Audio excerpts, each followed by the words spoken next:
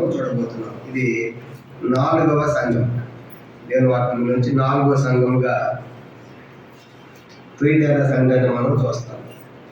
యోహాను రాసిన ప్రకటన గ్రంథము మొదటి అధ్యాయము యోహాను రాసిన ప్రకటన గ్రంథము మొదటి అధ్యాయము 10-11 వచనాలు కలిసి చదువుకుంటాము. యోహాను రాసిన ప్రకటన గ్రంథం మొదటి అధ్యాయము 10-11 వచనాలు అందరం కలిసి చదువుకుంటాం. చదవండి. ప్రభు దినములు ఆత్మవిషయమే ఉండగా ఘోరధనమైన గొప్ప స్వరము నీవు చూచినది పుస్తకములో రాసి ఎఫెసు, స్మరణ, పెర్గము, తుయతైర, సార్దీస్, ఫిలదెల్ఫియా, లవోదికయ 7 సంఘములకు చెప్పమని చెప్పిన వెనుక వింటిని. ఇప్పుడు 2వ అధ్యాయము 18 నుంచి 29 వచ్చిన ఈ సంఘాన్ని గురించి. ఇది 4వ సంఘం. మొదటి సంఘము ఎఫెసు సంఘాన్ని గురించి చూసాము. 2వది స్మరణ సంఘాన్ని గురించి మనం చూసాము. 3వది పెర్గమ సంఘం ధ్యానం అయిపోయింది. 4వది తుయతైర సంఘం. ఈ సంఘం గురించి రాయబడిన వచనము 18 నుంచి 2వ అధ్యాయము 29 దాకా రాయబడ్డాయి. మనం మార్చి చదువుకుంటాం. ప్రకటన 2వ అధ్యాయము 18 నుంచి 29 దాకా మనం మార్చి చదువుకుంటాం. తుయతైరలో ఉన్న సంఘపు దూతకు ఇలాగు రాయుము. అగ్ని జ్వాల వంటి కందులను అపరంజిని పోలిన పాదములు గల దేవుని కుమారుడు చెప్పు సంగతులు ఏమనగా, నీ ప్రేమను, నీ ప్రేమను, నీ విశ్వాసము, నీ పరిచర్యలు, నీ సహనము నేను ఎరుగును.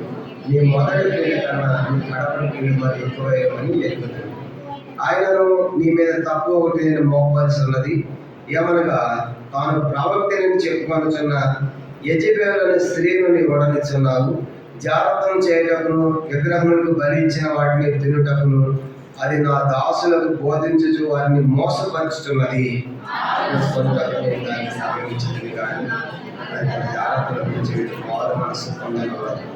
ఇదిగో నేను దానిని మంచం పట్టించి దానితో కూడా వ్యభిచరించి వారు దాని క్రియల విషయమై మారు మనసు పొందితేనే కానీ వారిని బహు శ్రమల పాలు చేతును.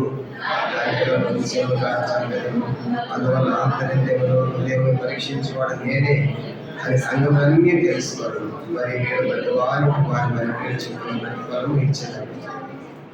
అయితే తుయతైరలో కడమ వారని మీతో అనగా ఈ బోధను అంగీకరింపక సాతాను యొక్క గూఢమైన సంగతులను ఎరగమని చెప్పుకున్న వారందరితో నేను చెప్పుతున్నది ఏమనగా, మీ పైన మరి ఏ భారమును పెట్టను. నేను వచ్చే వరకు నేను నా తండ్రి వల్ల అధికారం పొందినట్లు జయించుచు అంతం వరకు నా ప్రియుడి జాగ్రత్తగా చేయడానికి జనుల మీద అధికారం ఇచ్చేదను. అతని నిబద్ధంగా వారి ఏలును, వారి కొమ్మర వారి పాత్ర వారి పగలు పట్టకూడదు. మరి అతని వేపొచ్చేదను. సంఘములతో ఆత్మ చెప్పుచున్న మాట చెవిగలవాడు వినుక. ప్రార్థన. పరలోకమందున మా తండ్రి, పరిశుద్ధ దేవ, మీ స్తోత్రాలు. ఉదయకాల సమయంలో మీ ప్రజలతో కలిసి ఆ యొక్క దాసుని నేను కూడా ఆరాధించి మేము తీసుకొచ్చిన పరిశుద్ధ లేఖనాలు ఎఫెసు 1:6 ప్రకారం మీరు నన్ను కుమారునిగా సేకరించాలని సంకల్పించారు. ఆ సంకల్పాన్ని యేసుక్రీస్తు వారిలో నెరవేర్చారు. యేసు ద్వారా భూమి మీదకి వచ్చుడు ద్వారా తన స్త్రీ గర్భంలో పుట్టి దత్తపుత్రులుగా చేసుకోవడానికి ఆయన ధర్మశాస్త్రానికి లోబడి ధర్మశాస్త్ర ప్రకారం సిలువేయబడు ద్వారా ఈరోజు ప్రభావ మేము దేవుని కుమారులుగా జీవాన్ని పొందాం. దేవుని కుమారులుగా స్వతంత్రులయ్యాం. దేవుని కుమారులుగా దేవుని యొక్క ఆత్మను నాకు అనుగ్రహించారు. దేవుని కుమారులుగా వారసత్వాన్ని ఇచ్చారు. దేవుని కుమారులుగా దైవ ప్రేమతో నింపారు. ధైర్యం మా తండ్రి ఇవన్నీ కూడా దినదినము కూడా ప్రభావ మరి నీ కుమారత్వంలో మరి ఎదిగిస్తున్నది స్తోత్రాలు. అందువల్ల ఒక దినము ప్రభావ మేము దైవత్వాన్ని పొందేవారు ఉంటాం. దేవునితో సమానంగా ఉండే భాగ్యాన్ని మేము పొందబోతున్నాం. అందుకే మీ స్తోత్రాలు చెల్లించుకుంటున్నాం. ఎందుకో పాపికిత పాపము చేత అపరాధము చేత పడి చేయడం నన్ను ఉగ్రత పాత్రైన ఉగ్రత పిల్లలమైన కుమారులమైన మాకు అనుగ్రహించినందుకు కూడా మీకు స్తోత్రాలు. ఈరోజు మేము జీవము గల దేవుని కుమారులము, దేవుని పిల్లలము అని చెప్పుకుని గొప్ప ఆధిక్యత విశ్వాసం ద్వారా మీరు మాకు ప్రసాదించినందుకు కూడా మీ స్తోత్రాలు చెల్లించుకుంటున్నాం. తిరిగి ప్రభు సమయంలో ఈ దినాల్లో మరి ఆసియాలోని 7 సంఘములు ఒక్కొక్కటిగా మేము ధ్యానిస్తున్నాము. ఇప్పటికే 4 సంఘాలు చూసాము. ఈరోజు తుయతైర సంఘాన్ని గురించి మేము చూడబోతుండగా మీరే ఈ యొక్క సంఘములో చెప్తున్న మాటల ద్వారా అని మీరే మాతో మాట్లాడమని, కొంతమంది సహాయపడమని, మమ్మల్ని సరి చేయమని, చక్కపరచమని, మమ్మల్ని బలపరచమని, ఆత్మకి ఎదిగింపు చేయమని, మా లోపములు, మా పాపములు, మా లోటుపాట్లు, మా కొరతలు, మా అక్కర్లు అన్ని విడినటువంటి దేవుడు కాబట్టి మీరే బయలుపరిచి మమ్మల్ని దిద్దమని, సరిచేయమని, నూతనపరచమని మీకు అప్పగించుకుని వందనాలు చెల్లించుకుంటూ అయ్యదాసులను మరుగుపరిచి మా అందరి కాసువాకులు దయచేయమని యేసు ప్రభు నామమున ప్రార్థించి వేడుచున్నాము తండ్రి. ఆమేన్. వీళ్ళ దినాల్లో మరి ఆసియా రాష్ట్రంలోని రోమా సామ్రాజ్య కాలంలో ఆసియా రాష్ట్రంలోని 7 సంఘముల వివరణ మనం చూస్తా ఉన్నాం. ఒక్కొక్క దినము, ఒక్కొక్క ఆదివారం ఒక్కొక్క సంఘాన్ని మనం చూస్తూ ఉన్నాము. మరి గత దినాల్లో మొదటి సంఘముగా మనము ఎఫెసు సంఘాన్ని చూసాం. ఎఫెసు సంఘము కొంచెం మనం ఏం నేర్చుకున్నాము? ప్రేమను పోగొట్టుకున్న సంఘము అని తెలుసుకున్నాం. నీలో మొదటి ప్రేమ లేదు అని మనం ధ్యానించాం. కాబట్టి మొదటి సంఘము ప్రేమను పోగొట్టుకున్న సంఘముగా ఎఫెసు సంఘాన్ని మనం జ్ఞాపకం చేసుకున్నాం. రెండో సంఘము స్వర్ణ సంఘం. స్వర్ణ సంఘాన్ని గురించి ఏమైనా మనం ధ్యానించామంటే దాని గురించి తప్పేమి చెప్పలేదని యేసు ప్రభు తప్పేం మోపలేదు. కానీ నువ్వు చాలా శ్రమల గుండా వెళ్ళావు, శ్రమలు పొందిన సంఘం, ఇంకా నమ్మకముగా ఉండు, నేను నీకు జీవం ప్రవేశిస్తానని ప్రభు అలా మీ హెచ్చరించాడు. అందుకు తప్పు లేదు, కానీ శ్రమలు పొందావు, ఇంకా నమ్మకంగా ఉండు అని ఆ సంఘాన్ని గురించి ప్రభు చెప్పాడు. మూడో సంఘం పెర్గమ సంఘం. పెర్గమ సంఘం నుంచి ఏమని నేర్చుకున్నామంటే ఈ సంఘము లోకముతో కలిసిపోయిన సంఘం, రాజీ పడిన సంఘంగా మనం చేశాం. అందుకేమన్నాడు? నువ్వు మారుమనసు పొందకపోతే నీతో నేను డైరెక్ట్ యుద్ధము చేస్తానని ప్రభు పెర్గమ సంఘంతో చెప్పిన మాట ఏంటంటే, నువ్వు మారుమనసు పొందకపోతే నేను నీతోనే యుద్ధము చేస్తాను. 16 వచనం 2వ అధ్యాయము 2వ అధ్యాయం 16 చూడండి. కావున మారుమనసు పొందుము, లేని ఎడల నేను ఎంతో త్వరగా వచ్చి నా నోట నుండి వచ్చి ఖడ్గం చేత వీరితో యుద్ధము చేశాను. ఎవరితో? లోకంతో కలిసిపోయిన వారు. మానవ పొందకపోతే యుద్ధము చేస్తానే వారిని హెచ్చరిక దేవుడు పెర్గమ సంఘానికి ఇచ్చాడు. ఈరోజు చూడబోయే 4వ సంఘం ఏంటంటే తుయతైరా సంఘం. చెప్పే సంఘం అంటే ఈరోజు తుయతైరా. తుయతైరా అంటే అర్థం ఏంటంటే శ్రమల వాసన. తుయతైరా అంటే అర్థము శ్రమల వాసన, లేదంటే పరిమళం అని కూడా అర్థం. తుయతైరా అంటే అర్థము శ్రమల వాసన లేదా పరిమళము అనే అర్థం మనం చూస్తాం. కాబట్టి తుయతైరా అనేటువంటి పదానికి అర్థము పరిమళ వాసన లేదా శ్రమల వాసన. ఈ యొక్క సంఘాన్ని మనం చూసినప్పుడు ఇది పెర్గమ సంఘానికి సుమారుగా 40 మైళ్ళ దూరం ఉన్నట్టుగా మనం చూస్తాం. చూడండి, పెర్గమ సంఘం చూసాం కదా, ఆ పెర్గమ సంఘానికి ఇది 40 మైళ్ళ దూరంలో ఉన్న సంఘం. ఇవన్నీ కూడా ఆ దినాల్లో ఈ ఆసియా అనేది, ఇది ఇప్పుడు ఆసియా అనేది ఖండము, కానీ ఆ దినాల్లో ఇది ఆసియా అనేది ఖండము కాదు. ఆ దినాల్లో ఒక రాష్ట్రం, ఆ రాష్ట్రంలో ఉన్న సంఘాలు ఇవన్నీ కూడా. అంటే దేవుడు మొదటి శతాబ్దంలో ప్రారంభంలో ఆయా సంఘంలో సంచరించి ఆ సంఘంలో ఉన్న ప్రజలు ఎలా ఉన్నారో ఆ సంగతులన్నీ కూడా పద్మాసు దీపంలో యోగాలు పరవాసిగా ఉన్నప్పుడు దేవుని వాక్యాన్ని ప్రకటించినందుకు, దేవుని సాక్ష్యాన్ని చెప్పినందుకు ఆయన పద్మాసు దీపంలో మనుష్య సంచారం బంధించారు. అక్కడ ఆత్మ ఔషధిగా ఉన్నప్పుడు ప్రభు ప్రత్యక్షమయ్యి ఈ సంఘాల్లో సంచరించి ఈ సంఘాల పరిస్థితులను రాసి ఆ సంఘానికి హెచ్చరికలు పంపించిన యోగానికి పంపిస్తున్న సందర్భం. అలా నాకు చూసినప్పుడు ఒక్కొక్క సంఘానికి ఒక్కొక్క పత్రిక వెళ్తా ఉంది. కనుక ఎఫెసు సంఘమా నువ్వు ప్రేమను పోగొట్టుకున్నావు, అది సంపాదించుకో. కనుక స్వర్ణ సంఘమా నువ్వు శ్రమలు కూడా వెళుతున్నావు, ఇంకా నమ్మకంగా ఉండు అని దానికి చెప్పాడు. తర్వాత పెర్గమ సంఘము నువ్వు అన్యులుగా, నువ్వు లోకంతో కలిసిపోయావు, కనుక లోకంతో రాజీ పడ్డావు, నువ్వు మారుమనసు పొందు, సరిచేసుకొని ఆ సంఘాన్ని హెచ్చరించాడు. అయితే ఇప్పుడు 4వ సంఘం తుయతైరా సంఘానికి నుంచి హెచ్చరిక ఏంటంటే ఇది అన్యులతో కలిసిపోయిన సంఘం. నేను తుయతైరా సంఘం ఏంటంటే ఇప్పుడు లక్షణాలు మనం చూస్తాం. పెర్గమ సంఘం లోకంతో కలిసిపోయింది, లోకంతో రాజీ పడింది. ఈ సంఘం తుయతైరా సంఘం అనేది అన్యులతో సహవాసం చేయడం, అన్యులతో సహవాసము చేసిన సంఘంగా మనకు తుయతైరా సంఘం మనకు కనబడుతుంది. అన్యులతో సహవాసం అనేది ఉరి కారణం. ఇశ్రాయేలు ప్రజలకి ఉరి కారణమైంది. కీర్తన చూడండి, కీర్తన 78. వాళ్ళు అన్యులతో సహవాసం చేసి వారి కీడు నేర్చుకున్నారంట. చివరికి అది వాళ్ళకి ఉరి అయినట్టుగా మనం చూస్తాం. కీర్తన 106 కీర్తన 106వ కీర్తన, క్షమించండి, 106వ కీర్తన 35, 36 వచ్చిన కీర్తన 106, 106వ కీర్తన చూడండి, 35, 36 వచ్చిన. అన్యులతో సహవాసం చేసి వారి కీడు నేర్చుకొని వారి విగ్రహములు పూజ చేసేది, అవి వారికి ఉరి ఆయను. చూసారా కదా, అన్ని లెక్క స్నేహము, అన్ని లెక్క స్నేహం చేసి వారి కీడు నేర్చుకొని వారి పనులు నేర్చుకుని వారి విగ్రహాలకి పూజ చేసినందుకు కానీ చివరికి అవి వాళ్ళకి ఉరిగా అయినట్టుగా ఇశ్రాయేల్ యొక్క చరిత్ర మనం చెప్తాం. కాబట్టి ఈరోజు ఈ తుయితర సంఘం కూడా అన్యులతో సహవాసము చేసిన సంఘముగా మనకి కనబడతా ఉందనే సంగతి జ్ఞాపకం పెట్టుకోవాలి. అయితే ఇంకో ప్రశ్న ఏంటంటే, ఈ సంఘాల్లో ఉన్న సంగతులు ఈ 7 సంఘాలకి పరిమితం కాదు, గుర్తుపెట్టుకోవాలి. ఈ ప్రపంచంలో ఉన్న ప్రతి క్రైస్తవ సంఘానికి హెచ్చరిక అన్నమాట. కాబట్టి అంటే తుయితర సంఘానికే చెప్పిన విషయాలు కాదు ఇవన్నీ కూడా. కనుక భూమి మీద ఉన్న ప్రతి క్రైస్తవ సంఘం, అది ఏ డినామినేషన్ అయినా, ఏ ఖండమైనా, ఏ దేశమైనా, ఈరోజు ఈ లక్షణాలు, ఈ సంగతులు ప్రతి క్రైస్తవ సంఘానికి వర్తిస్తూ ఉన్నాయి అని చెప్పడానికి కొలసీ పత్రిక అవకాశం చదువుదాము. కొలసీ పత్రిక 4వ అధ్యాయం. అది చదివితే మనకి ఇంకా క్లారిటీ వస్తుంది. కొలసీ పత్రిక 4వ అధ్యాయము 16వ వచనం. కొరింథీ అంటే కొరింథీయులకే కాదు, తెస్సలోనికీయులకే కాదు, ఆ పత్రికలు, ఆ విషయాలు అన్ని సంఘాలు తెలుసుకోవాలి, అన్ని సంఘాలు సరి చేసుకోవాలి. కొలసీ పత్రిక 4వ అధ్యాయం 16వ వచనం చదువుతాము. కొలసీ పత్రిక, అపోస్తలుడైన పౌలు కొలసీలకు రాసిన పత్రిక 4వ అధ్యాయము 16వ వచనం చదువుదాము. చదవండి.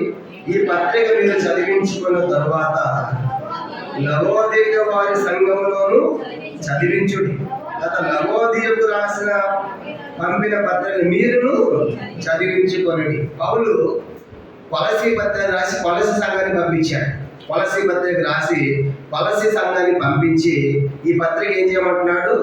16లో ఈ పత్రిక మీరు చదివించుకున్న తర్వాత ఎవరికి చదివించాలంటే అది లవోది వాళ్ళకి ఎందుకు? మీకు కదా రాసింది అంటే ఈ పత్రిక వాళ్ళకు కూడా అర్థమైందా? కాబట్టి ఈ కొలసీ అంటే మీకే కాదు ఇది, కానీ లవోదిక వారికి కూడా, మిగతా సంఘాలకు కూడా.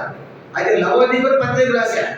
ఆ పత్రిక కూడా మీరు ఏంటి తెప్పించుకొని మీరు కూడా చదివించండి. అర్థం ఏంటంటే చెప్పిన సంగతులు ఏ సంఘం అంటే ఆ సంఘానికి అని అర్థము కాదన్నమాట. అంటే చెప్పిన విషయాలు ప్రతి సంఘానికి, అది ఎపే సంఘమైనా, ఎపే సంఘం ప్రేమ, ఈరోజు సంఘాలు లేదు, ప్రేమలో ఉండండి అని చెప్తున్నాడు. పెద్దమ సంఘం లోకంలో కలిసిపోయింది, లోకంలో కలిసిపోవద్దని హెచ్చరిక ప్రతి క్రైస్తవ సంఘానికి ఇస్తున్నట్టు అందుకంటాడు కదా, కొలసీ పత్రిక మీరు చదివించుకున్న తర్వాత లవోదికి చదివించండి.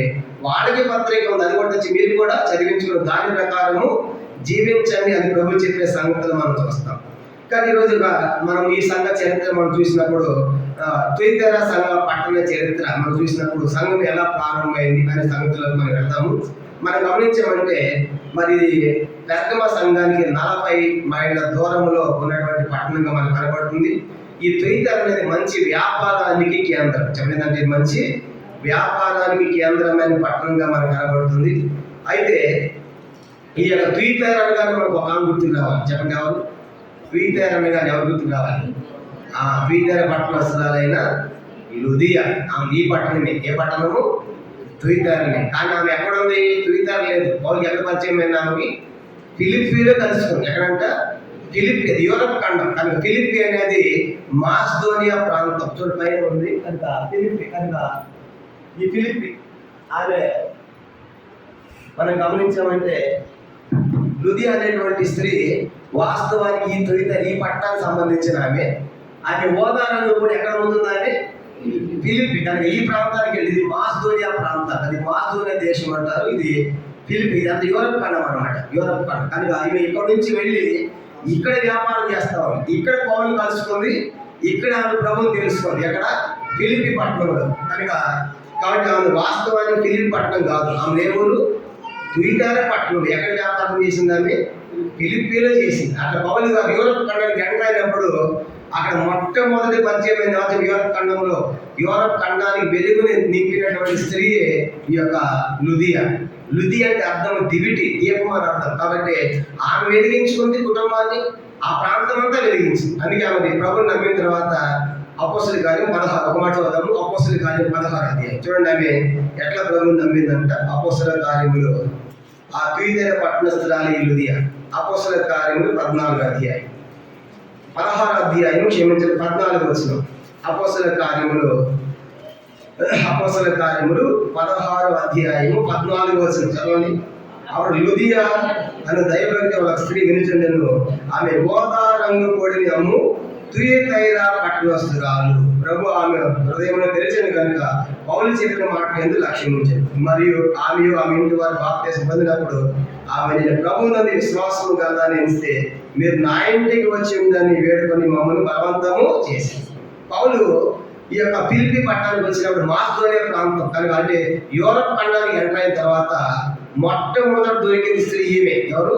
లుదియా. ఆమె పౌలు ఇక్కడ ప్రార్థన జరుగుతుందని చెప్పేసి బహుశా సమాధి మందిరాలు కనపడలేదు పౌలు గారికి. సమాధి మందిరాలు లేవు కాబట్టి ఆ దినాల్లో సముద్ర తీరాల్లో కూడుకునేవాడు. అది పౌలు గారు నదీ తీరంలో ప్రార్థన జరుగుతుందని వెళ్తా ఉంటే అక్కడ ఏమో దొరికింది. ఎవరు? లుదియా. కానీ పౌలు చెప్పిన మాటలు వింది, ఆ హృదయం తెరవబడింది, ప్రభుని అంగీకరించింది. ఆయన మా ఇంటికి రండి తీసుకొని పోయింది, బలవంతాన్ని తీసుకొని పోయింది. మరి వాళ్ళ భోజనం కూడా పెట్టింది, ఇంటి వారికి వాక్యం చెప్పించింది. ఇంటి వారందరూ ఏం పొందారంట? బాప్తిసం కూడా పొందారు ఇంటి వారందరూ కూడా. అంటే ఇప్పుడు బహుశా ఈ సంఘ స్థాపన ఎలా జరిగి ఉండవచ్చు అంటే చరిత్రకాలు చెప్పేది, ఏమేం చేసిందంటే ఇక్కడ మారుమూసి పొందిన తర్వాత మా పట్టణం కూడా రావాలి అని చెప్పి బహుశా తీసుకెళ్ళిపోయి అక్కడ వాక్యము చెప్పించి ఉండవచ్చు అనేది ఒక అభిప్రాయం. రెండోది, పౌలు గారు ఎఫెసు అనేటువంటి పట్టణంలో 3 సంవత్సరాలను సేవ చేస్తారు. పౌలు గారు ఎఫెసు అనేటువంటి ఈ ఎఫెసు అనే పట్టణం చూడండి, ఎఫెసు కనపడుతుంది కదా. ఈ ఎఫెసు అనే పట్టణం పౌలు గారు ఎక్కువ సేవ చేసింది, ఎక్కువ కాలం గడిపింది ఎఫెసు అనే పట్టణం. ఈ ఎఫెసు అనే పట్టణం సేవ చేసినప్పుడు బహుశా పౌలు గారు ఈ ప్రాంతాలంతా సువార్త ప్రకటించి సంఘము ఏర్పడి కూడా ఉండవచ్చు అనే 2 అభిప్రాయం. కనుక ఇక్కడ ఎక్కువ కాలం ఉన్నాడు కాబట్టి ఈ ఎఫెసు చుట్టూ ఇవన్నీ ఉన్నాయి కాబట్టి 3 సంవత్సరాల పౌలు గారి సేవ పరిచర్యలో ఈ సంఘాలు విస్తరించి ఉండవచ్చు అనే అభిప్రాయం ఉంది. తర్వాత ఈమె ద్వితీయ పట్టణస్తురాలు కాబట్టి బహుశా ఈమె ఆ ప్రాంతంలో పిలిపించి వాక్యం చెప్పించి సంఘాన్ని స్థాపించవచ్చు అనే అభిప్రాయం కూడా ఉంది. ఇంకా మీకు అర్థమయ్యే భాష చెప్పాలంటే, నేను లోతుకుంట బైబిషన్కి వెళ్తాను కదా, లోతుకుంటలో చాలా మంది ఉన్నారు. కాకినాడ వాళ్ళు, రాజమండ్రి వాళ్ళు, ఆయా ప్రాంతాలు, కనుక రాయలసీమ వాళ్ళందరూ ఉన్నారు. వాళ్ళందరూ ఏం చేస్తారంటే ప్రతి సంవత్సరం ఒకసారి వాళ్ళ సొంత ప్రాంతంలో సువార్త పెడతారు. ఎక్కడ? కాకినాడ, రాజమండ్రి, కడప అయితే కడప ఏంటి, ఎప్పుడన్నా సంఘాన్ని అంతా తీసుకొని పోతారు. టికెట్ బుక్ చేస్తారు, లేదా వెహికల్ పెడతారు. వీళ్ళందరూ తీసుకొని పోయి మా ఊర్లో ఏం చెప్పండి, మీరు సువార్త చెప్పండి, ఈ సంఘాన్ని తీసుకొని పోతారు. అట్లా నేను కూడా కొన్నిసార్లు వాళ్ళతో పాటు సేవకుడు తీసుకొని పోతారు. అట్లా నేను కూడా కొన్ని ప్రాంతాలు వెళ్ళే వాళ్ళతో పాటు. అంటే వాళ్ళందరికీ భారం ఏంటంటే సంఘంలో మా ఊర్లో కూడా సువార్త చెప్పాలి. ఇప్పుడు ఏ గంటలో ఉందో ఈమె కూడా ఖచ్చితంగా ఉండాలి. ఇప్పుడు మనకు కూడా ఉండాలి. మన ఇంట్లో సువార్త కూడిగా పెట్టబోలేదు, ఊరు ఎక్కడ తీసుకెళ్తామని చెప్పండి. ఊరు తీసుకెళ్ళాలని ఎంత ఖర్చు? మన కాకినాడ పోతే 40 మంది ట్రైన్ బుక్ చేశారంట. 40 మంది అప్పటి రావాలంటే కనుక 2 నెలల ముందే బుక్ చేయాలి, వెళ్ళాలి, తీసుకోవాలి. ఎంత ఖర్చు? మరి దిగిన తర్వాత వాళ్ళ వసతులు, టిఫిన్, భోజనం ఏం చేయాలంటే వాళ్ళు ఎంత భారం సమర్పణ లేకపోతే సంఘాన్ని తీసుకొని పోతున్నారు ఆలోచించండి. కనుక అలాంటి సమర్పణ, అలాంటి భారం వాళ్ళకు ఉండాలి. కనుక బహుశా వాళ్ళకున్నట్టు ఈమె కూడా ఉండాలి. ఎందుకంటే నేను రక్షణ పొందాను, మా ఇంటి అందరూ చెప్పించాను, మా ఊర్లో కూడా చెప్పాలని బహుశా పౌలు గారు తీసుకుని పోయి వీటికి అక్కడ సంఘము స్థాపించబడి ఉండవచ్చు అనే అభిప్రాయం ఉంది. రెండవది, పౌలు గారు ఎక్కువ ఎక్కేసేవాడు కాబట్టి ఆ చుట్టుపక్కల అట్లా సంఘం కూడా స్థాపించబడి ఉండవచ్చు అనే అభిప్రాయం కూడా మనకు కనబడుతుంది. అది పట్టణంలో ఉండే ప్రజలు ఎట్లా ఉండేవాళ్ళు అంటే అంత యూనియన్గా ఉండేవాడు, అందరూ బాగా ఉన్నారు. ఎఫెసు పట్టణంలో ప్రజలు, ద్వితీయ పట్టణంలో ప్రజలు ఇప్పుడు యూనియన్ ఉంది కదా, మనకి ఆటో యూనియన్ ఉంటుంది, ఆటో డ్రైవర్లకి, బస్ డ్రైవర్లకి యూనియన్ ఉంటుంది, ప్రధానికి ఒక యూనియన్ ఉంటుంది కదా. ఆ దినాల్లో కూడా ఏ పునరుద్ధి చేసే వాళ్ళకి ఆ వృత్తికి ఒక యూనియన్ ఉండేది అనమాట. ఆ యూనియన్ ఉండేది. ఆ యూనియన్ అంతా నెలకోసారి కలుసుకునేవాడు. ద్వితీయులు కలుసుకుని వారి దేవతలు, వారి విగ్రహాలు బల్లర్పించి వాటిని తింటా తాగుతా జీవించేవాడు ఈ ద్వితీయ పట్టణంలో. అంటే ఆ దినాల్లో ఏమని చెప్పండి, యూనియన్ ఇప్పుడు వచ్చిందేం కాదు, కానీ ఆ దినాల్లోనే ఉందన్నమాట. కనుక ఏ వృత్తి వాళ్ళకి కూర్చోండి, ఏ వృత్తి వాళ్ళకి ఆ యూనియన్ ఉంటుంది. అట్లా అందరూ నెలకోసారి కలుసుకుని వారి యొక్క వృత్తి చొప్పున దేవతలకి బలు అర్పించి వాటిని ఎక్కువగా తింటా తాగుతా జీవిస్తూ ఉండేవాళ్ళు. అలాంటి పరిస్థితుల్లో అక్కడ సంఘం ఏర్పడింది. ఎక్కడ ఏర్పడిందంటే పౌలు గారి కావచ్చు, లుదియా కూడా అయి ఉండవచ్చు. అది ఏం జరిగిందంట చూడండి. ఆ సంఘాన్ని గురించి ఏమంటున్నాడు? ప్రకటన గ్రంథము, యోహాను రాసిన ప్రకటన చూద్దాము. ఇంకో విషయం జ్ఞాపకం చేసుకోండి, ఈ ద్వితీయుల గురించి పెద్ద పత్రిక రాసింది ఈ సంఘానికి. చెప్పండి ఏంటంటే ఎక్కువ వచనాలు, ఏంటంటే 18 నుండి 29 వచనాలు. ఇన్ని వచనాలు ఎంత మ్యాటర్ ఏ సంఘానికి చెప్పలేదు కనుక చాలా పెద్ద సుదీర్ఘమైన లేఖ రాశాడు తీర్చారు. కనుక ఎక్కువ సమయం కేటాయించాడు, ఎక్కువ వచనాలు కేటాయించబడ్డాయి. అన్నిటికీ చిన్న చిన్నగా ఉంది కానీ దీనికి మాత్రం చాలా పెద్ద పోర్షన్ ఇవ్వబడింది. ఎందుకంటే ఆ సంఘంలో ఉన్న లక్షణం మనం చూద్దాం. చూడండి 18వ వచనం, ప్రకటన గ్రంథము 2వ అధ్యాయం 18వ వచనం. తీర్చర్ల సంఘపు దూతకు ఇలాగు రాయము, అగ్ని జ్వాల వంటి కన్నులను 1, 2 అపరంజిని పోలిన పాదములను గల. 3వది, దేవుని కుమారుడు చెప్పు సంగతులు ఏమనగా. ఈ సంఘానికి దేవుడు ఎట్లా ప్రత్యక్షపరచుకున్నాడంటే, నేను అగ్ని జ్వాలలు కలిగిన కన్నులు కలవాడను. 2వది, అపరంజి అంటే బంగారు వంటి పాదములు కలిగి వాడను. 3వదిగా దేవుని కుమారుడుగా నేను చెప్పే సంగతులు ఏమనగా. దేవుడు ఇలాగున ఈ సంఘానికి ప్రత్యక్షపరుచుకున్నట్టుగా మనం చూస్తాం. ఆ దినాల్లో అక్కడ కంచుతో చేయబడిన వస్తువులు ఎక్కువగా వాడేవాడు. పీతేర పట్టణంలో ఆ దినాల్లో కంచుతో చేసిన వస్తువులను ఎక్కువగా వాడేవాడు. కంచుతో చేసిన వస్తువులు ఎందుకు వాడటానికి ఒక కారణం ఉంది. కంచుతో చేయబడినటువంటి వస్తువులను ఎందుకు వాడేవాడు అంటే, వాళ్ళ గ్రీకుల పురాణాల్లో ఒక కథ ఉంది. గ్రీకుల పురాణాల్లో ఒక కథ ఏంటంటే, ఆ కథ హెపాస్టస్ అనేటువంటి ఒక దేవుడు ఉన్నాడు. హెపాస్టస్ అనేటువంటి దేవుడు ఉన్నాడు. ఆయన చాలా అందవిహీనంగా ఉంటాడు, అంత అందంగా ఉంటాడు కనుక అసహ్యంగా ఉంటాడు. అట్లాంటి హెపాస్టస్ అనేటువంటి ఆ దేవుడు ఆఫ్రడైట్ అనేటువంటి ఒక దేవతని పెళ్లి చేసుకుంటాడు. ఏ దేవత అంటే అది ఆఫ్రడైట్. ఇది గ్రీకుల పురాణాల కథ అనమాట. ఆమె చాలా అందంగా ఉంటుంది. ఈయనేమో అందవిహీనుడు కానీ ఎవరు చేసుకున్నాడు అందమైన. ఈతర సంబంధాలు చూడండి, వీడు అందంగా లేకపోతే అందం అమ్మాయి కావాలన్నమాట. కనుక జుట్టు పొడవాలన్నా ముక్కు పొడవాలన్నా ఎర్రగొండాలి ఎక్కడ ఉన్నారు. ఆ దేవుడికి కూడా హెపాస్ అనేవాడు చూడటానికి అందంగా లేకపోయినా చేసుకున్న మాత్రము అందమైన ఆఫ్రడైట్ అనేటువంటి దేవతను పెళ్లి చేసుకున్నాడు. చేసుకున్నాక ఈ దేవత ఏం చేసిందంటే, వీడు అందంగా లేడని మరొక దేవుడితో సంబంధం పెట్టుకుంది. ఆయన పేరే ఆర్ఎస్ అనేటువంటి దేవుడు. ఏ దేవుడు అంట? ఆర్ఎస్ అనే దేవుడితో సంబంధం పెట్టుకుంది.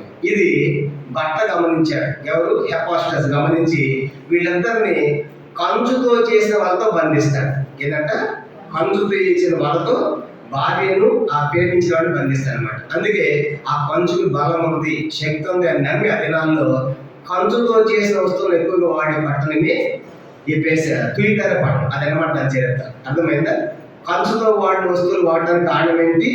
హెపాస్టస్ అనే దేవుడు ఆపడేటువంటి అందమైన దేవతను చేసుకున్న తర్వాత వీడు అందంగా లేడని ఈ దేవత ఏం చేస్తుందంటే, ఆర్ఎస్ అనేటువంటి ఒక దేవతను మరొక దేవునితో అక్రమ సంబంధం పెట్టుకున్నప్పుడు తన భర్త అయిన హెపాస్టస్ ఏం చేశాడు, వాళ్ళిద్దరిని కంచుతో చేసిన వాళ్ళతో బంధించినందుకు తాను కంచుల శక్తి ఉంది, మహిమ ఉంది అని చెప్పి అందరూ కూడా కంచుతో చేయబడిన వస్తువులను వాడేవాడు. ఇప్పుడు దేవుడు వాళ్ళకి ఎంత ప్రత్యక్షం అవుతాడంటే మీరు కంచే చాలా బలమైనది ఇక్కడ అనుకుంటున్నాడు, నేను కంచు లాంటి వాడిని కాదు, నా పాదములు బంగారు పాదం. చూసారా? కనుక అట్లాంటి అక్రమమైన దేవుడిని కాదు, లేదంటే ఎక్కువ చెప్పాలంటే అది చేయబడినటువంటి దేవతలు, అట్లాంటి దేవుడిని కాదు నేను. కనుక నేను దేవుని కుమారుడు అని చెప్తున్నాడు. తర్వాత ఆయన పాదములు అపరంజి పాదములు అంట. అట్లాంటి దేవుడికి ప్రత్యక్షపరచుకుంటున్నాడు. మొదటిది ఏమన్నాడు చూడండి, ప్రకటన 2వ అధ్యాయము మొదటి చెప్పిన మాట ఏంటంటే, మొదటిగా చెప్పిన మాట ఆయన అగ్ని జ్వాలల వంటి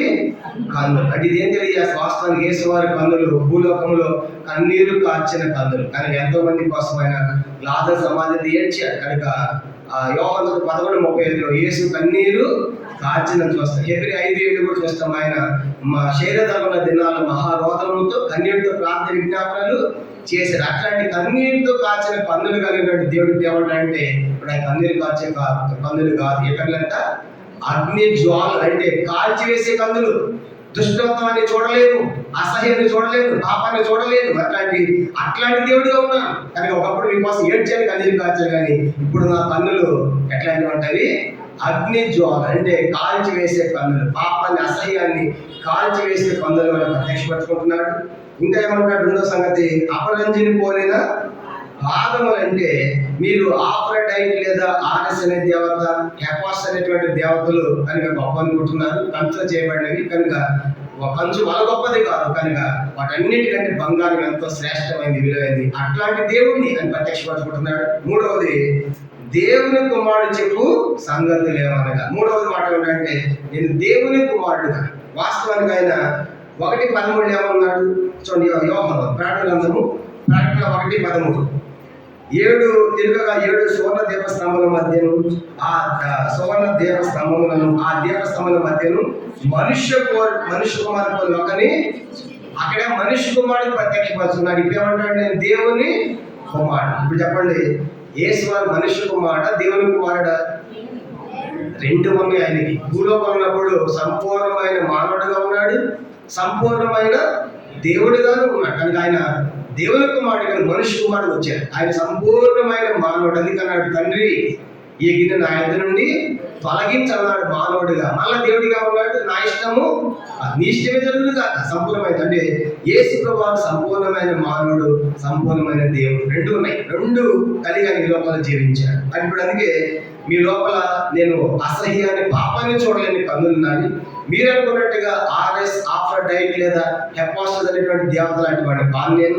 అట్లాంటిగా నేను దేవుని కుమారుడిగా ప్రత్యక్షమవుతున్నాను. నేను చెప్పే సంగతులు ఏమనగా చూడండి, ఏమంటున్నాడు, ఆ సంఘాన్ని మెచ్చుకుంటున్నాడు. 19 వచ్చింది, 2 అధ్యాయం 19 వచ్చింది చదవండి. నీ క్రియలను, నీ ప్రేమను, నీ విశ్వాసమును, నీ పరిచర్యను, నీ సహనమును నేను ఎరుగుదు. నీ మొదటి క్రియల కన్నా నీ కడపటి క్రియలు మరీ ఎక్కువైనవని ఎరుగుదు. ఈ సంఘంలో 5 మంచి లక్షణాలు దేవుడు చెప్తున్నాడు. ఆ సంఘంలో అంతా నీ క్రియలు, మంచి క్రియలు చేసే సంఘం ఇది. తర్వాత ప్రేమ, అందరినీ ప్రేమించే సంఘం ఇది. ఈ సంఘము ద్వితీయ సంఘం. ఇపే సంఘం ఏమో ప్రేమ విషయంలో ఏం చేసింది చెప్పండి, ప్రేమ విషయంలో ప్రేమించిన అందరినీ, ప్రేమను పోగొట్టుకున్న సంఘం అది చెప్పేసి ఈ సంఘం అంటుంది, ఈ సంఘం అందరినీ ప్రేమించేదాన్ని. కనుక నీ లోపల మంచి క్రియలు ఉన్నాయి, మంచి పనులు ఉన్నాయి, చూస్తున్నాను, నాకు తెలుసు. రెండవదిగా నీవు మంచి ప్రేమిస్తా, అందరినీ ప్రేమించేదాన్ని సంఘం. మూడవదిగా విశ్వాసం, మంచి విశ్వాసంతో ఉన్న సంఘం. నాలుగవదిగా పరిచర్య చేసిన సంఘం. ఐదవదిగా సహనముతో ఉన్న సంఘం. దేవుడు నేను ఎరుగుదునంటే ఎవరు తెలుసు అండి సంగతులన్నీ? దేవుడే అంటున్నాడు. ద్వితీయ సంఘముతో నీ విశ్వాసం తెలుసు, నాకు నీ క్రియలు తెలుసు, నీ ప్రేమ తెలుసు, నీ పరిచర్య తెలుసు, నీ సహనము తెలుసు అని ఆ సంఘాన్ని మెచ్చుకుంటున్నాడు. ఇప్పుడు ప్రశ్న ఏంటంటే, ఈ దినాల్లో కూడా సంఘాల్లో దేవుడు ఏమన్నాలని కోరుకుంటున్నాడు చెప్పండి? సంఘం క్రీస్తు సంఘమును ప్రేమించి ఎఫెసు 5:20 అది కళంకమైనను మడతైన మచ్చ ఏదైనా లేకుండా నిష్కలంకమైన పరిశుద్ధంగా ఉండాలని అయినా కోరుకుంటాడు. కానీ ఇప్పుడు దేవుడు కోరుకునేది ఏంటంటే క్రీస్తు సంఘాన్ని ప్రేమించి అది పరిశుద్ధంగా ఉండాలి. చూడండి, ఒక పెళ్లి కాని వ్యక్తి ఏమని కోరుకుంటాడు? నేను చేసుకునే అమ్మాయి కన్నిగా ఉండాలి, ఏ తక్కువ చేయకూడదు, పరిశుద్ధంగా ఉండాలని ఎట్లా కోరుకుంటాడు? ప్రభు కూడా సంఘము, తన భార్య సంఘము అలా ఉండాలి. ఏ మచ్చ లేకుండా, ముడత లేకుండా, డాగు లేకుండా కనుక పరిశుద్ధంగా ఉండాలని ఆ సంఘాన్ని కోరుకుంటున్నాడు. కనుక అందుకే ఆ సంఘంకి ఏమంటాడంటే, నీ లోపల మంచి క్రియలు ఉన్నాయి, నీ లోపల ప్రేమ ఉంది, నీ లోపల విశ్వాసం కూడా ఉంది, నీలో పరిచర్య ఉంది, సహనం కూడా ఉంది అని చెప్పి ఇంకొక అద్భుతమైన మాట అన్నాడు. అచలంలో నీ మొదటి క్రియల కన్నా కడపటి క్రియలు అంటే అర్థం ఏం చెప్పండి? అంటే మొదటి క్రియల కన్నా కడపటి క్రియలు ఎక్కువ అంటే నువ్వు మొదట ప్రేమించిన దానికంటే రాను ఎక్కువ ప్రేమిస్తున్నావు. అర్థమైందంటే నీ మొదటి క్రియల కంటే ఈ పిచ్చోళ్ళు ఇంకెక్కువ చేస్తున్నావు. ప్రారంభంలో కొద్ది ప్రేమే, దాన్ని ఇంకెక్కువ ప్రేమిస్తున్నావు. ప్రారంభంలో 50% విశ్వాసం, మొదలు 100% పెరుగుతుందంటే మొన్న కొన్ని ఆ సంఘం ఎంత ఆత్మీయంగా ఎదుగుతుందంటే మొదటి క్రియలు కన్నా అంటే రాను దినాలు గడిచే కొలది ఈ సంఘం అన్నింటి ఎదుగుతా ఉన్నాయి. క్రియల్లో, ప్రేమలో, విశ్వాసం, సహనంలో, పరిచర్యలో ఇది ఎదిగే సంఘం. అందుకే మొదటి కంటే నువ్వు చాలా ఎదిగావు అని దేవుడు మెచ్చుకున్నాడు. ఇది ఎంత అద్భుతమైన సంగతి. ఇప్పుడు దీంతో పోల్చుకుంటే మనము ప్రారంభం కంటే ఎదిగామా తగ్గిపోయామా అని మనం ప్రశ్న చేసుకుంటే మనకు బాగా తెలుసు, చాలా తగ్గిపోయాం. ప్రేమ లేదు, క్రియలు లేవు, విశ్వాసం లేదు, సహనం లేదు, పరిచయం లేదు, అసలు దేవుడు ఉన్నామనే అనుమానం కూడా ఉంది. అలాంటి వాళ్ళు వచ్చేసాం. కానీ ఈ సంఘం ఎంత గొప్పదంటే ద్వితీయ సంఘము, నువ్వు ప్రారంభంలో ఉన్న క్రియల కంటే ఇప్పుడు ఏం చేస్తావు? చివరి రాను ఇంకా ఎక్కువ చేస్తావంటే ఎంత గొప్ప మెప్పి ఇది ఆలోచించండి. కనుక అలా ఉన్నావు. ప్రారంభంలో 100 అయితే నువ్వు 200 ఎదిగా. అర్థంగా చెప్పండి. ప్రారంభంలో 100% అయితే విశ్వాసం ఇప్పుడు నీకు 200 పెరిగింది. 500 ప్రేమిస్తే 1000 రూపాయలు ప్రేమిస్తూ అంత సూపర్ డిగ్రీకి వెళ్తుంది సంఘం. అంటే రాను ఎక్కువైంది. ఈ మాట రూతు గురించి కూడా ఏమన్నా రాయబడింది? నీ మొదటి క్రియల కన్నా రూతు గ్రంథం చూడవచ్చు. రూతు గ్రంథం 3వ అధ్యాయం ఏమన్నా చూడండి. రూతు కూడా అంత ప్రారంభం కంటే రాను రాను ఎక్కువైపోయింది, మంచికి ఎక్కువైపోయింది ఆమె అదే చెప్పాడు. రూతు గ్రంథము 3వ అధ్యాయం. రూతు గ్రంథం మనం గమనించామంటే రూతు గ్రంథము 3వ అధ్యాయము 10వ వచనం చదువుదాము. ఈ తుయితెర సంఘం లాగానే రూతు గురించి కూడా ఆ మాట రాయబడింది.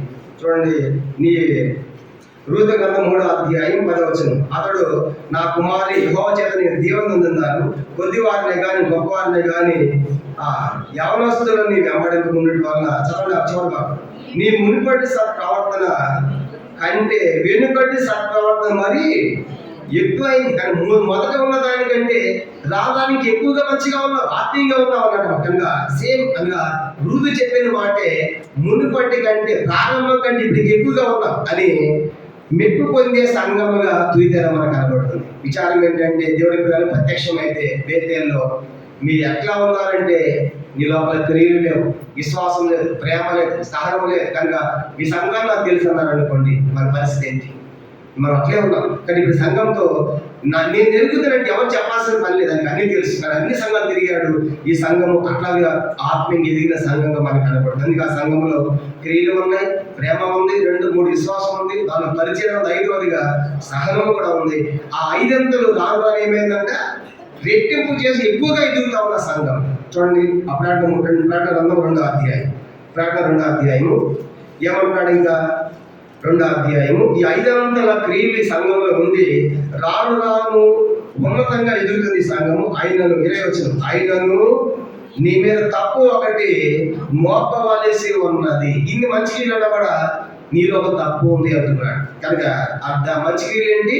నీ లోపల క్రియలు ఉన్నాయి, ప్రేమ ఉంది, విశ్వాసం ఉంది, పరిచర్య ఉంది, సహనం ఉంది. ఈ 5 మంచి క్రియలు దేనికైనా పెంచుకుంటా ముందుకు పోతున్నారు. అయినప్పటికీ కూడా నేను మీద ఒక తప్పు ఒకటి మోపవలసి ఉన్నది. ఏంటంటే తప్పు చదవండి.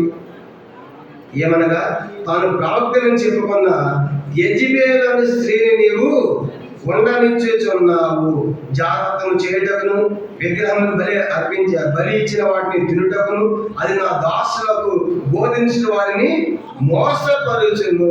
ఇప్పుడు అర్థమైందంటే గమనించమంటే ఈ తుయితెర సంఘంలో యెజబెలు ప్రవక్త చెప్పుకున్న యెజబెలు యొక్క స్త్రీని ఉండనిచ్చున్నామంటే తుయితెర సంఘం యెజబెలు లేదు, యెజబెలు యొక్క ఆత్మ పని చేస్తా ఉంది. నేను ఇంతకుముందు చేసుకున్నాం. కనుక బిలాము పెద్దల సంఘం బిలాము యొక్క బోధ ఉంది. ఎఫెసులో లిపేతల బోధ ఉంది. అట్లా ఇప్పుడు మనం గమనించామంటే ఈ తుయితెర సంఘంలో యెజబెలు ఎక్కడ ఉంది? యెజబెలు ఇశ్రాయేల్ దేశంలో 10 గోత్రాలు కదా, ఆహాబు భార్య కదా. కానీ ఆహాబు భార్య అయినటువంటి యెజబెలు సంగతి ఎక్కడ చెప్తా అంటే యెజబెలు సంఘంలో ఉన్న అర్థం కాదు.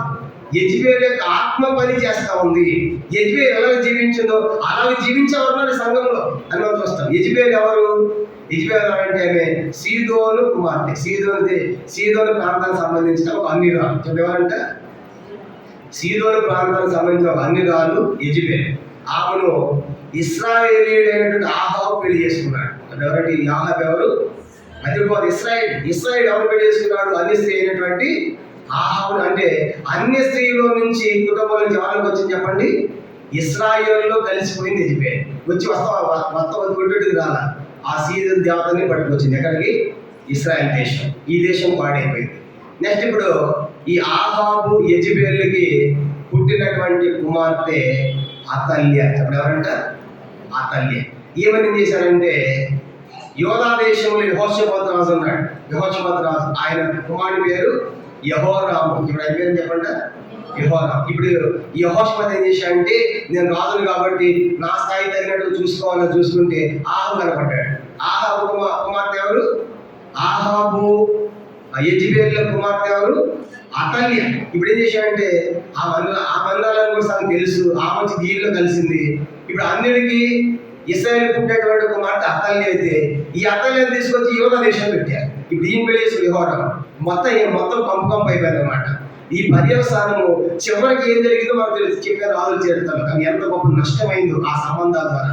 ఆ సీదోను కుమార్తెగా ఇవి ఇశ్రాయేల్ దేశంలో కలవటం, ఆహాబు భార్య రావటం, వీళ్ళకి అతల్య యోధా దేశంలో ఉన్నటువంటి యెహోషాపాతు యెహోరాము భార్యకి వచ్చి ఈ దేశాన్ని పరిపాలించి పాడు చేసినట్టుగా మనం చూస్తాం. కానీ ఇప్పుడు ఆ యెజబెల్ గురించి ఇక్కడ చెప్తా ఉన్నాడు. కానీ ఆ యెజబెల్ స్త్రీని వంట ఇచ్చావు. ఆ యెజబెల్ ఏం చేసిందంట? యెజబెల్ చేసిన పనులు ఏంటంటే మనకు తెలుసు కనుక ఇక్కడ అన్ని చెప్పలేదు. కానీ మన రాజు గ్రంథం మనం చదివితే చాలా విషయాలు చెప్పండి. యెజబెల్ ఏం చేస్తుందంటే ఒకటి జాగ్రత్తము చేయుట, ఒకటి ఏంటంట జాగ్రత్తం. కానీ ఇప్పుడు క్రీస్తు సంఘంలో జాగ్రత్వం ఉంది. రెండోది ఏమందంటే ఇంకా విగ్రహములకు బలిగా ఇచ్చిన వాటిని తింటున్నారంట. కనుక ఆ యెజబెల్ కూడా ఏం చేసింది? యెజబెల్కి ఆ ఏలియాకి మధ్య ఆ కర్మేలు పర్వతం దగ్గర ఒక పెద్ద సంగ్రామం జరిగింది. మీ దేవుడు బయలు దేవుడా యెహోవా దేవుడా అని మనం చూస్తాం. అన్నప్పుడు ఏం జరిగింది చెప్పండి? ఏ దేవుడు రుజువు చేసుకున్నాడు? యెహోవా దేవుడు రుజువు చేసుకున్నప్పుడు బయలు ప్రవక్త 400 మంది ప్రవక్తలు వెంటబడి చంపారు ఏలియా వాళ్ళ భక్తులంట. అట్లాగా ఆ ప్రవక్తలను పోషించి పెంచింది ఎవరు? యెజబెల్. ఏ ప్రవక్తలు? బయలు ప్రవక్త అంటే విగ్రహాలు బలిగా ఇచ్చిన వాటి తినటం, వాటిని ప్రోత్సహించడం, వాటిని సేవించడానికి పనులు యెజబెల్ చేసింది. అంటే ఇట్లాంటి క్రియలు మీ లోపల ఉన్నాయి. జాగ్రత్తం ఉంది. తర్వాత విగ్రహాలకు బలిగా ఇచ్చిన వాటిని తినే కార్యాలు ఉన్నాయి. ఇంకా మనం చూసామంటే నా దాసులను మోసపరచడం, దేవుని ప్రవక్తలు మోసం చేయటం. దాన్ని ఇంకా మనం గమనించామంటే చిల్లగితనం, సోది చెప్పడం, ఇవన్నీ కూడా యెజబెల్ టైంలో చూస్తాం. సోది చెప్పడము. తర్వాత ఆమె ఏం చేస్తుందంటే ముఖానికి కూడా రంగు పూసుకుంటుందంట. ఎవరంటే ముఖానికి చూద్దాం అన్నమాట. రాజుల గ్రంథము చూడండి. ఆమె ఏం చేసిందంటే ఇవన్నీ చేయడమే కాకుండా ముఖానికి కూడా ఆమె రంగు పూసుకున్నట్టుగా మనకు కనబడుతుంది. రెండవ రాజుల గ్రంథము మనం గమనించామంటే 2వ రాజులు 9వ అధ్యాయం. 2వ రాజుల గ్రంథము 2వ రాజులు 9వ అధ్యాయం 22వ వచనం చూడండి. 2వ రాజులు 9వ అధ్యాయం మొట్టమొదట మనము 22 చూద్దాం. 22 చూడండి. 9:22. అంతటా యెహోరాము యెహోను చూచి యెహోవా సమాధానం అని అడగగా యెహూ నీ తల్లి యెజబెలు జారత్వములను చూసావా? యెజబెలు జారత్వము, తర్వాత చిల్లంగితనము, సోది చెప్పడం తనములు ఎంత అపరిమితమై ఉండగా సమాధానం ఎక్కడ? కాబట్టి నీ తల్లి యెజబెలు జాగ్రత్తం చేస్తా ఉంది, సోది చెప్పిస్తా ఉంది, చిల్లంగితనం ఉంది. ఆమె ఇంకేముందంట? 32వ వచనం కింద చూడండి. 30వ వచనం 2 రాజులు 9:30. యెహూ యెజ్రెయేలు ఊరికి వచ్చి సంగతి యెజబెలు తినబడిన ఆమె తన ముఖమునకు రంగు పూసుకొని శిరోభూషణం ధరించిన కిటికీలో నుండి కనిపెట్టి చూస్తుంది. కానీ ఇప్పుడు ఆ ముఖానికి ఏం వస్తుందంట? రంగు పూసుకోవడం. ఇద్దరు చాలా మంది బ్యూటీ పార్లర్కి వెళ్తాడు. ఏం పూసుకోవాలంటే మేము ముసలిలా ఉండకూడదు, కనుక మా జుట్టు తెల్లగా ఉండకూడదు, నల్లగా ఉండాలి, ముఖం అంతా ముడతలుగా ఉండకూడదు, కనుక మెరుగ్గా ఉండాలి అని ఎన్నో పేపర్లు పడతాడు. ఆ మధ్య ఒక బ్యూటీ పార్లర్కి వెళ్ళిందంట. పేపర్లు వేసాడు. కనుక ఆంధ్రజ్యోతిలో బ్యూటీ పార్లర్కి వెళ్తే ఆ బ్యూటీ పార్లర్ అన్నీ కలుపుతారు అన్నమాట. పూసే ముందు ఆ కెమికల్స్ అన్ని కలుపుతారు.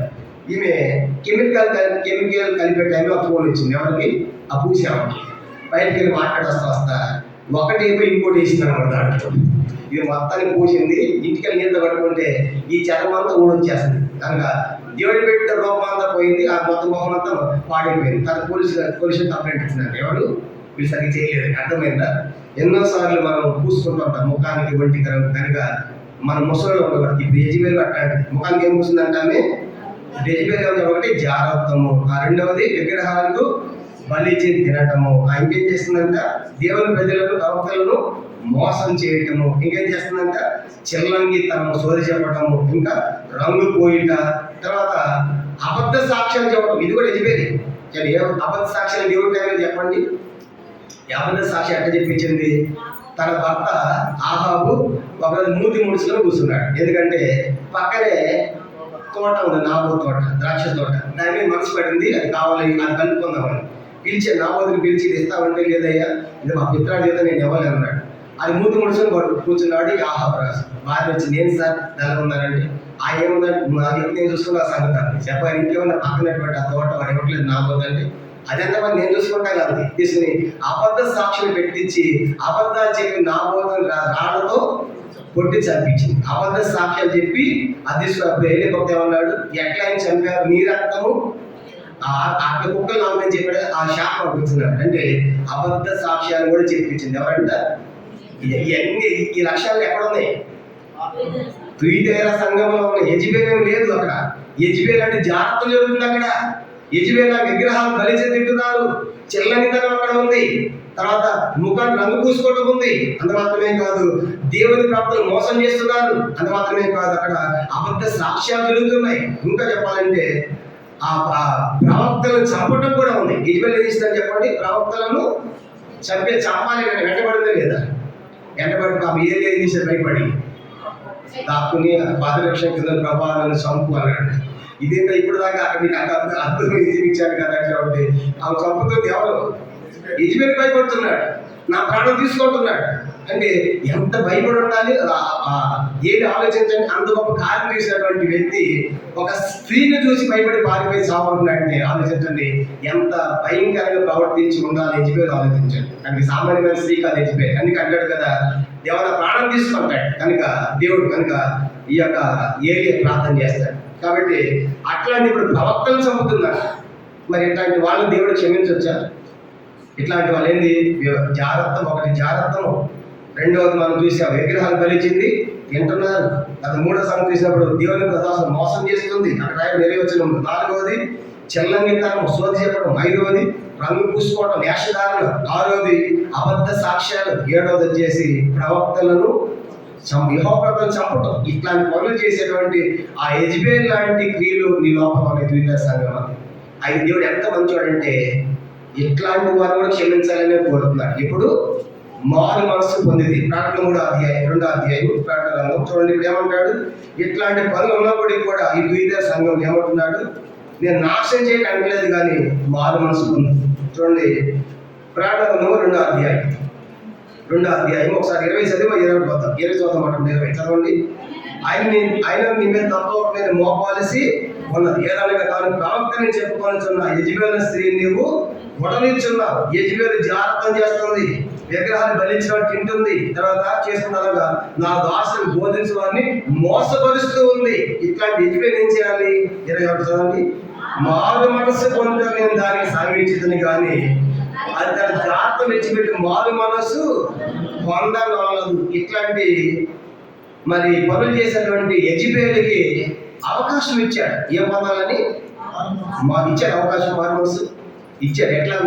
ఇప్పుడు చూడండి, యెజబెల్ ప్రవక్తలు ఒకవైపు ఉన్నారు, యెహోవా ప్రవక్తలు ఏలియా ఒక పక్క ఉన్నాడు. ఇప్పుడు వచ్చినప్పుడు అగ్ని దిగి ఏ దేవుడు నిజమైన దేవుడు రుజువు అయిపోయింది. అక్కడ యెహోవా దేవుడు రుజువు అయిపోయింది. అప్పుడు ఏం చేయాలి? వెంటనే అయ్యే నీవే దేవుడు అని మారు మనసు పొందాలి. కొంతమంది ఏం చేసిందంటే యెహోవా దేవుడు ప్రవక్తలు చంపడం అంటే అర్థం కనుకంటే ఆ దేవుడిని నమ్మకపోగా ఆ దేవుడి ప్రవక్తలు చంపుతుందంటే నీకు అవకాశం దొరికింది అక్కడ. అవి నిజమే కదా, ఈ దేవతలు కోసుకున్న కేకలేసి దిగి రాలేదు కదా.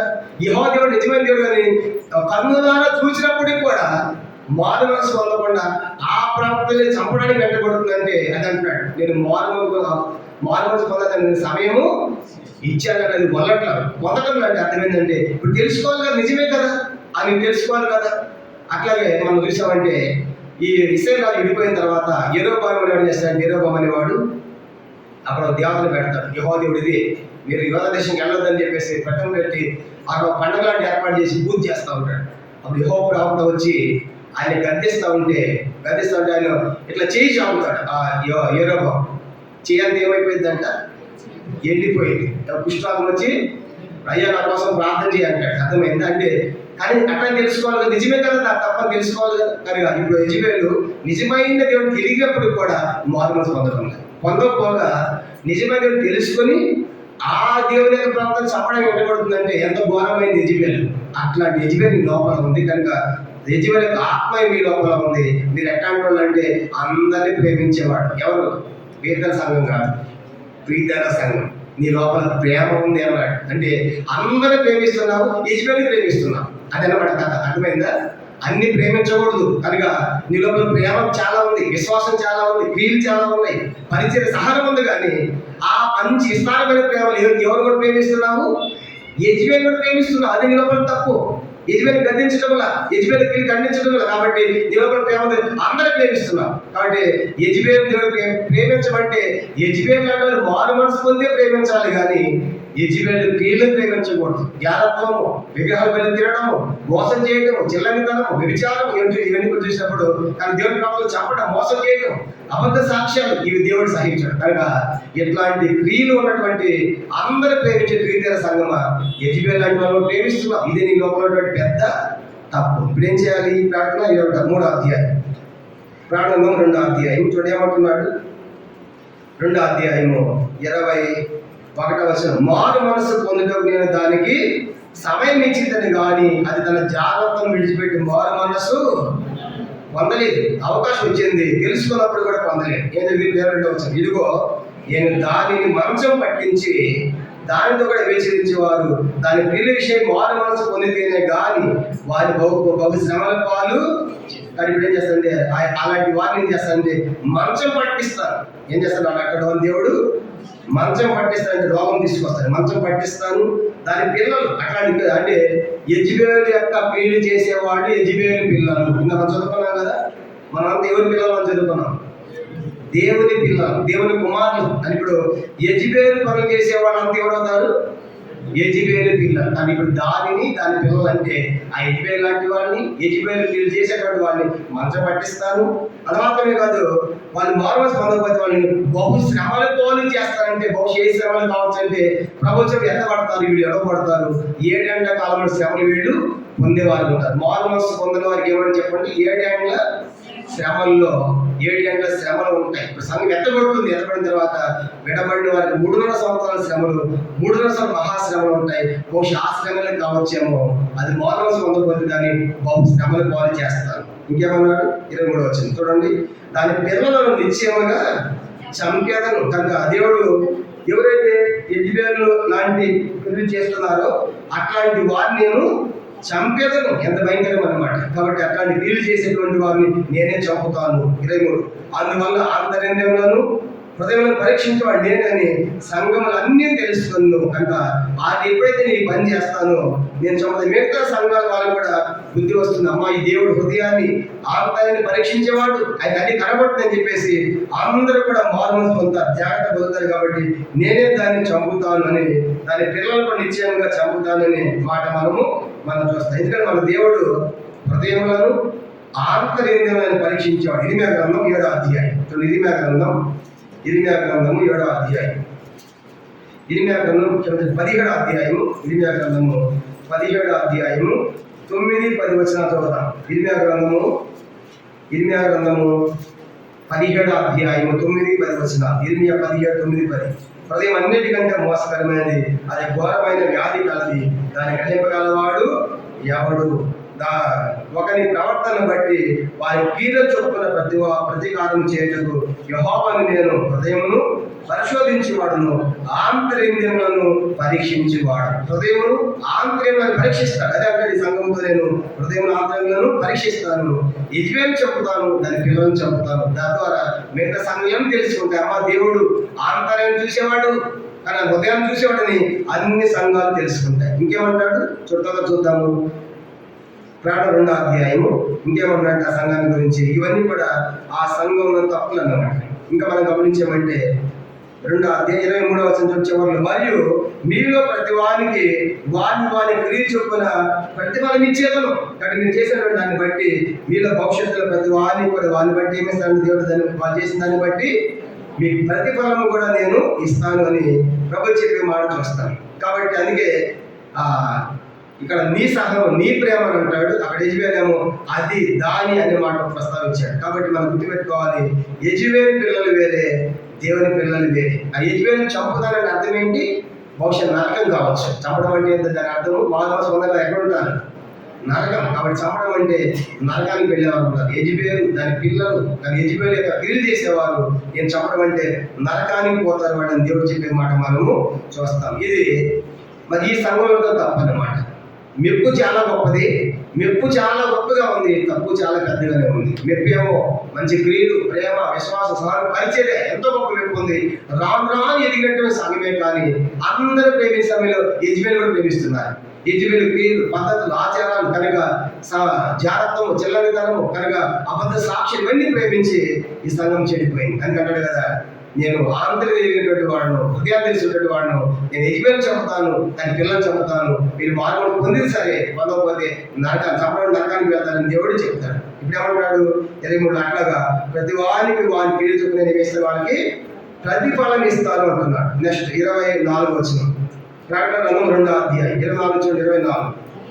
అయితే తీర్థుల కడమవారని మీతో అనగా ఈ బోధను అంగీకరింపక సాతాను యొక్క గూఢమైన సంగతులను ఎరుకమని చెప్పుకొని పొందవాలని నేను చెప్పినది ఏమనగా మీ పైన మరి ఏ భారమును పెట్టను. అయితే ఆ సంఘంలో కొంతమంది ఉన్నారంట, వాళ్ళు యెజబెలు వాళ్ళ సంఘం అంతా మోసపోలేదు.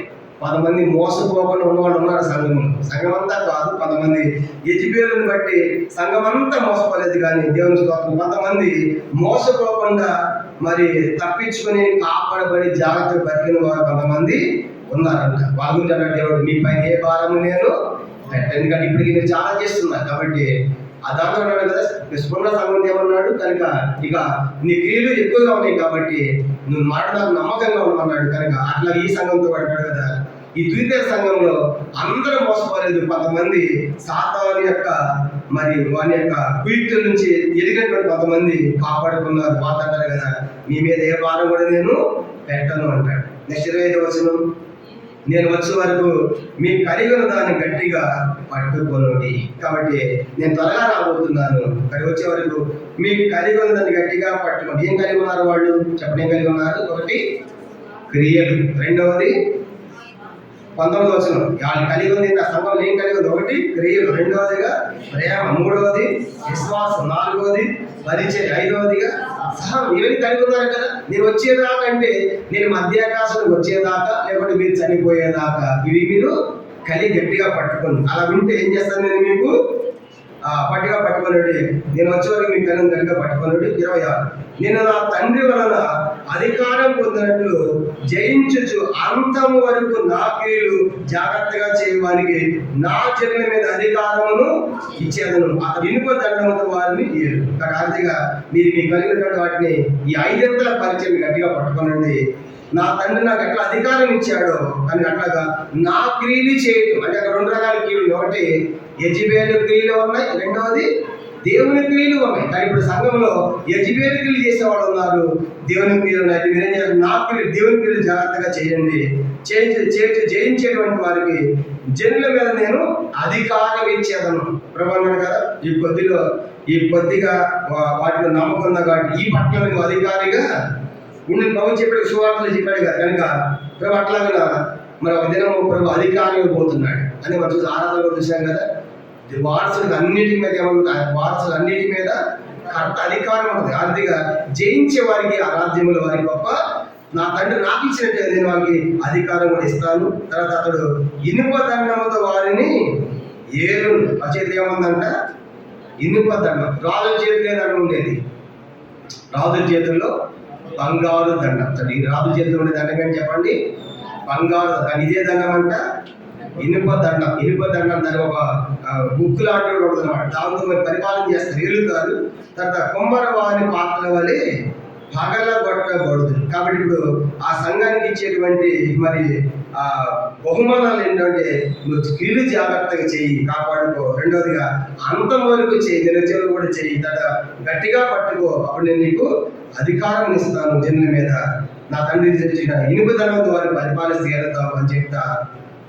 28 చోటకి 28, మరియు అతనికి వేకువ చొక్కను ఇచ్చేదను. కాబట్టి ఇంకా ఏమిస్తానంటే వాళ్ళకి వేకువ చొక్క.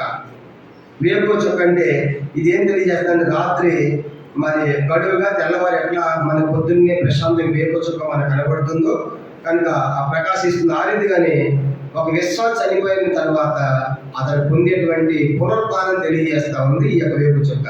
రాత్రి పొద్దున్నే ఎలా ప్రశాంతమైన వెలుగులు మనకు కనబడుతుంది వేకువ చొక్క.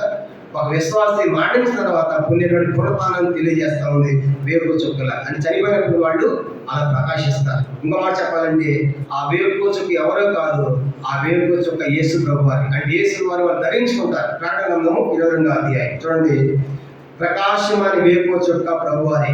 ప్రకటన గ్రంథము 22వ అధ్యాయం.